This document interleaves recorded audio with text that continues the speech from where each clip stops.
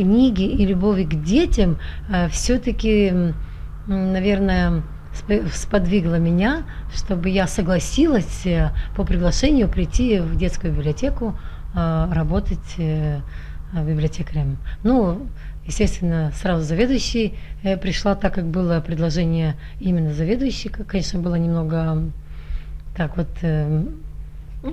немного сложно было согласиться. Хотела просто библиотекарем, но сказали нет, нам нужен только заведующий, вы справитесь.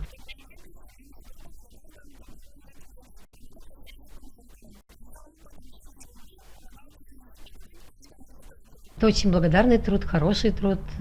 И здесь, в этом учреждении, библиотеки, виден результат той работы, которую ты отдаешь детям.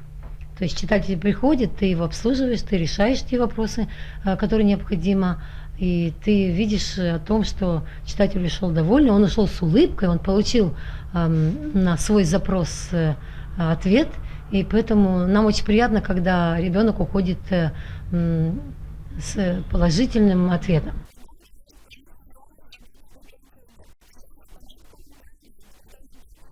Мы очень довольны, и есть результаты, есть дипломы, есть поощрения той работы, которую мы проделали. Я считаю, что это самая такая запоминающаяся работа, это работа с проектами.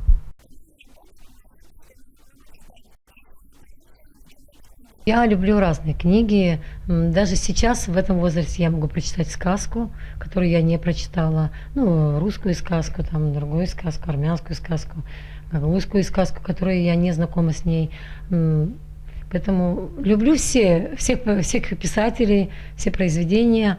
Но ну, больше как бы мне запомнилось, большего я узнала в книге, и больше запомнилось это американского писателя Сидни Шелдона.